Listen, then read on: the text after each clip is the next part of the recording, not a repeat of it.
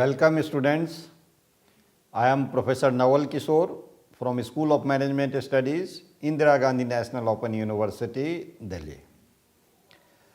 You have already learnt about international business, the importance of international business, features, advantages, limitations as well as challenges. Today, I am going to discuss about multinational corporation. As you all are aware that multinational corporation, they operate in different countries, in foreign countries. It may be one country, it may be several countries, they may establish their production unit there, or they may market in some of the country, they may produce in some of the country, so on and so forth. Let us first learn what multinational corporation is all about. A multinational corporation or transnational corporation is defined as an organization that owns productive assets in different countries and has common strategy, formulation and implementation across border. So that means it has the productive assets in many countries and the strategy formulation and implementation has been one common strategy. It is engaged in international production under the common governance of its headquarters. That means the governance takes place from the headquarters and it is common for all the units of the multinational corporation. Factors of production move among units located in different countries. So that means if you have 10 units in different countries, if there is a good human resource available in a particular country, that may be moved to the other country or third country depending upon requirement of multinational corporation.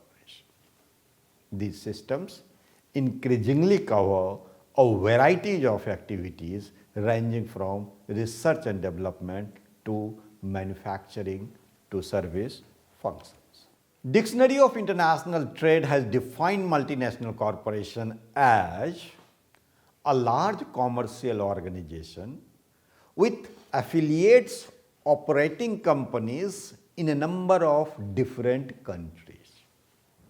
A typically one normally functions with a headquarter that is based in one country while other facilities are based in locations in other countries. If you analyze the definitions, you will find that first, multinational corporations are primarily large enterprises. That means it is a very huge setup where manufacturing, production, research and development, etc., may be carried out in different countries and headquarters may be in one country. They operate in many countries. That means in several countries, operation of multinational takes place. Next, they are primarily managed by their headquarters. Headquarters may be in one country and whole range of the management is being governed by headquarters. Next is the headquarters is based in one country, already we have discussed. Other operating facilities are based in other countries and the operating facilities, that is marketing, production, etc., may be based in several other countries.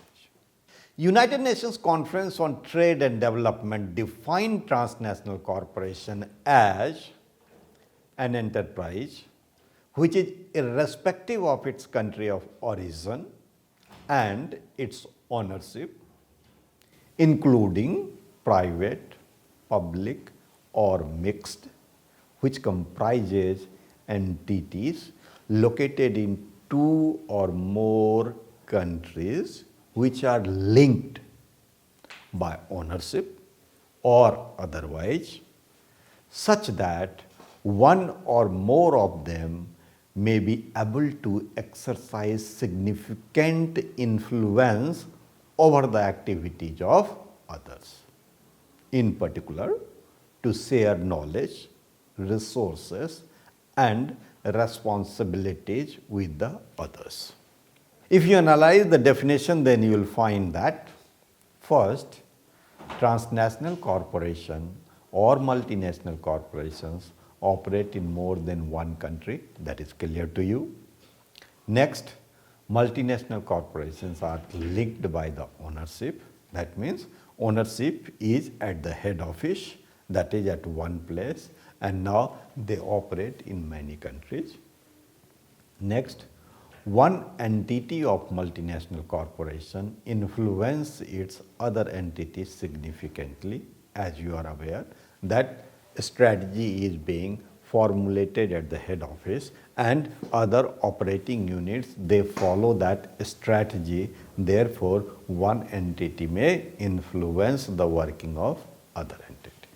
Next, they share knowledge, resources, and responsibility with their other entity. Obviously, because knowledge is created for the whole unit of that whole operating unit of the multinational corporations, resources are for the whole unit, and responsibility also. Therefore, what happens, whatever the knowledge is being generated at one place, that are being shared among all the operating unit of multinational. In the same way, even if there is a resources which requires to be shared among the all operating units of multinational, they do share that. Now the question arises, why do firms become multinational? The answer is, first, to take the benefits of economies of scale. As you all are aware that when the firm grows and stabilize, they are tempted to explore new markets so that there may be more demand of products and services in foreign market. As a result, the enterprise may produce the goods in large quantities. When you produce goods in large quantity, that facilitate attainment of economies of scale to you. So, as a result of production of large quantity of goods and services, you are able to attain economies of scale. Next is protect themselves. As you all know that business is exposed to the risks and uncertainties of the domestic business cycle. Now, once you set up your operation in foreign country, in that case, the negative effect of economic cycle of your country may be taken care or may be protected because you are working in other country. Next, to tap the growing world market. Because as a multinational, you are producing similar goods and services and you distribute the same in different parts of the world. As a result, you are able to tap the growing world market for goods and services. Next is response to increased foreign competition. See, as a multinational, when the competition is higher side, let's say your competitor might be there and you have to compete with them. In that case, you are operating in the world market, and in order to beat the strategy of your competitors, you also set up your operations in the home countries where your competitors are there. So, you have set up the unit in the competitor's country. As a result of that, you may be able to respond quickly to your competitor's strategy. Next is to reduce cost. As you all aware that when the multinationals work, they are close to the foreign customers. And when you are close to the foreign customers, what can happen? You may be able to eliminate the transportation cost. You may be able to avoid the expenses associated with the middleman. You may be able to avoid or other expenditure which is involved in transferring of goods from one country to other country, and you may respond more accurately and rapidly to customer needs and wants, because you may able to understand your customers, and you may also use the local resources which may be advantageous for you. Therefore, by doing all these things, you may be able to reduce the costs. Next is to reduce impact of tariffs. See, you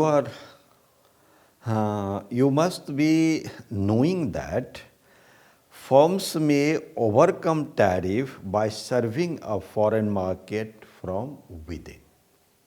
If you have set up the business in your foreign market, in that case, you are producing goods. For example, let's say if you are producing goods in the European Union, you can transport them to any other country in the Union without paying tariff. As a result, you may also reduce the tariff. So you are able to reduce your costs, you are able to reduce your tariff impact also. Next is to take advantages of technological expertise.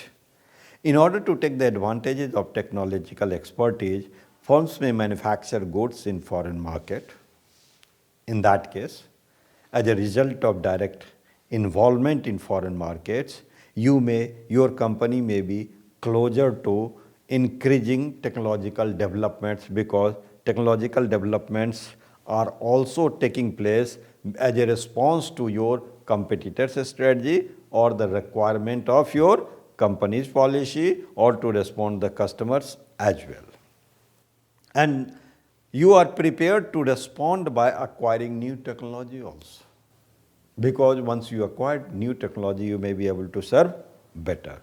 So in that case, you are able to protect international competitiveness, or you are able to acquire international competitiveness for your organization or enterprises.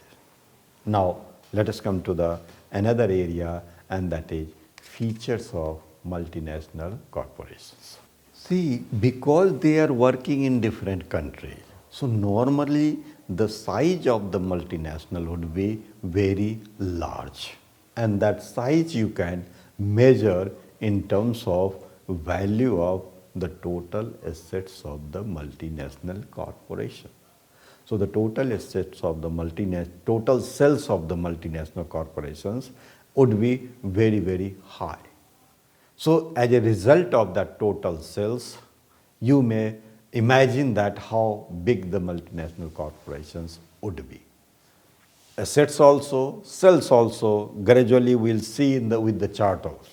Next is, MNCs depend to a large extent on the foreign sales. If you compare the MNCs of the foreign sales and the domestic sales, you will find that there is a significant portion of foreign sales being done by the MNCs. Next is, MNCs are multi-product enterprises. If you analyze the working of the MNCs, you will find that MNCs are involved in multi-products operation. That is, they manufacture multi-product, they market manufacture products. So more than one product they are having broadly, or many products they are having broadly, because they are operating in different countries, different parts of the world. Next is, main strength of MNCs is their command over technology and innovation. MNCs, because they are very large organizations and they invest in research and development significant amount.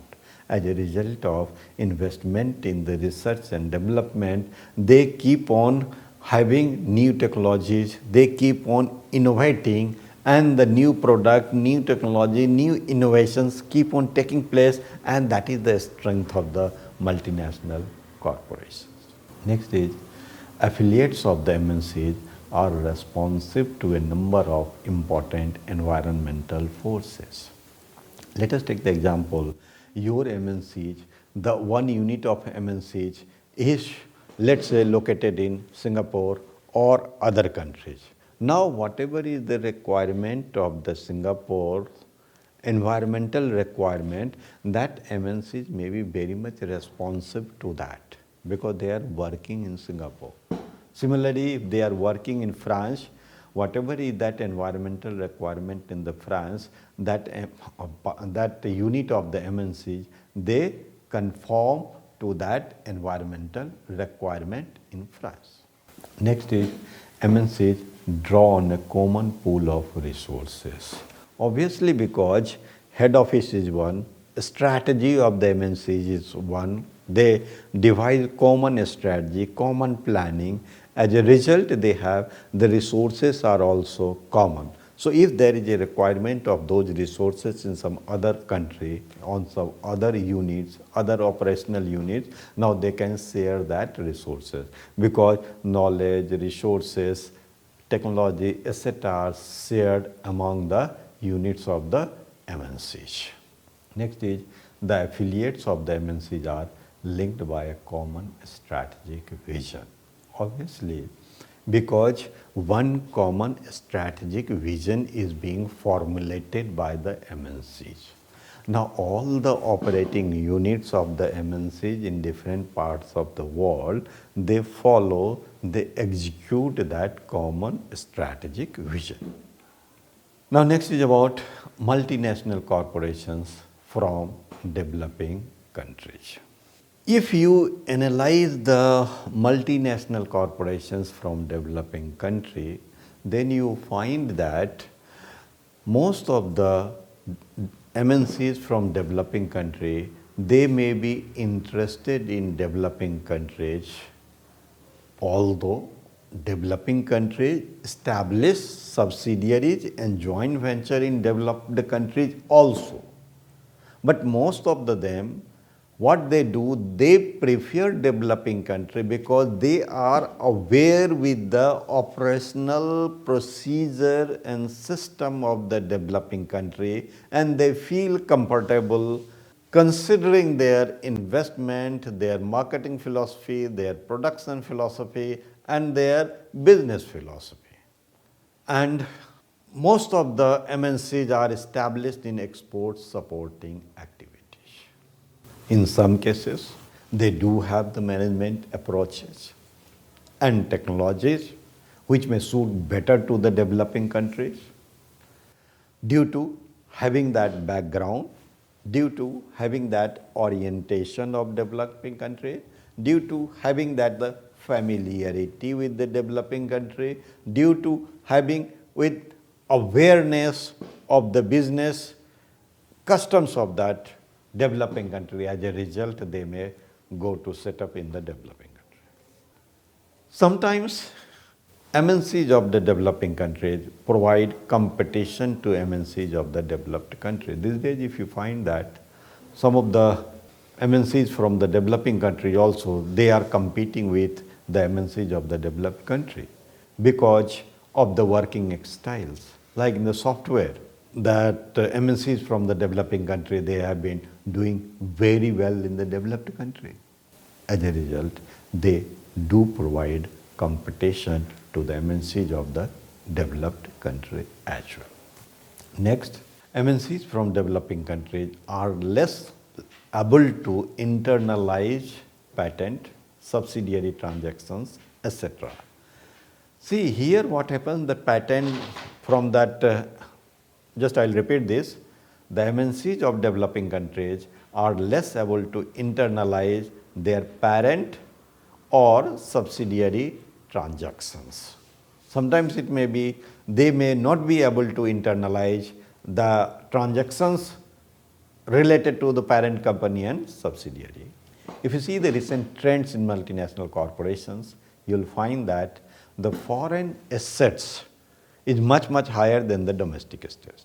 And that is roughly foreign assets as percentage to total assets, you'll find around 62%. In the same way, the sales, the foreign sales is much higher than the domestic sales. Therefore, you will find that foreign sales as percentage to total sales is around 64%. In the same way, the employment foreign employment is much higher than the domestic employment, and if you see foreign employment as percentage to total employment is around 57%. If you see 100 largest MNEs from developing and transition economies, again you will find the same pattern. In this case, the pattern is foreign assets as percentage to total assets is around 29. Same way, foreign sales as percentage to total sales is 47, and employment also foreign employment as percentage to total employment is around 33. Now let us come to the issues and controversies of MNCs. See, MNCs interest of host countries, especially developing ones, may conflict with the interest of the parent company. Because why do MNCs establish their unit in the host country? Just to earn the profit, to market their commodity, to have the market share, etc., etc. But sometimes they may not be able to serving the purpose for which that MNC has been created. They may focus more on earning the profit. Next is MNCs generally dominate high profit oriented consumer sectors, monopolizing profit in these sectors. What happens? They are dominating in the high profit area only, and they try to create a monopolizing situation so that they may earn maximum profit from there. So wherever the high profit area, they venture into that area. Next is MNCs are extremely reluctant to transfer latest technology to the host country. Obviously, they would not like to transfer the latest technology because that is their command of the power. And they want the host country unit should be dependent on the MNCs. As a result of that, they are reluctant to transfer the recent technology to the host country. In order to protect market share, MNCs take recourse to restrictive business practices. They also restrict some of the practice. They also go the practice which suits to the MNCs. They do not consider the host country's whole range of business environment into while operating there. Next is they may also resort to transfer pricing. As you are aware that as far as the government tax is considered, they would like to avoid that tax. As a result of dealing with the sister organization and the parent organization, they may try to just transfer resources away from the host country. So they may not pay the taxes of the government of the host country because they resort to transfer pricing strategy. Next, MNCs do not appoint host country personnel at higher position. Obviously, what they do, their own headquarters resources, human resources, they deploy in the host country. So what they do in the host country, the personnel employees of the host country, they do not try to promote them to the top positions. Top positions, they prefer to deploy their own human resources from the head office. Next is MNCs may create balance of payments problems for the host developing country because they may not bring the foreign exchange from outside and they may incur loss also. As a result, in place of solving the balance of payment problems, they may create balance of payments because if they are having loss, if they are not bringing foreign exchange to the company, obviously that may create balance of payments problem. Next is MNCs do not create necessary backward and forward linkages. As you all know that business creates backward and forward linkages. Backward linkages in terms of whole range of inputs, forward linkages in terms of whole range of marketing strategy and other transportation, warehouse, etc., etc. So if they are not able to create this backward and forward linkages, there won't be that much industrialization in the host country. Next is MNCs are not necessarily very efficient in their operations. They may not be efficient in their operations because What they do, they focus on their profit, they may focus on their transfer pricing. As a result, what happens, they may incur losses and they may not be as effective as their objectives were. Next is MNCs increase their dominant power through mergers and acquisitions. What MNCs resort to that? If they are similar sort of the production unit or manufacturing unit or other organizational unit, what they do, they try to acquire them through mergers and acquisitions, because MNCs are very large enterprises, they have huge resources, they have huge investment capacity. As a result, they may acquire that through mergers and acquisitions. Next is MNCs have a tremendous capacity to influence the policies of home governments and international organizations, because they are very large organizations, so they are influencing also. Therefore, they may influence the domestic governments as well as the international organization, and they just get the benefit by influencing either home governments or international organizations, because the benefit goes to the MNCs as such. Next is about home country perspectives.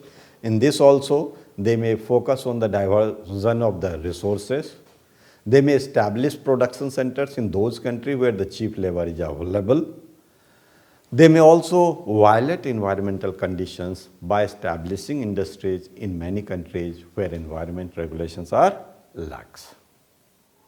Thank you very much. So you have studied about the MNCs, the features, why firms should become transnationals, issues related to that, recent developments and challenges of the MNCs from the developing countries. Thank you very much.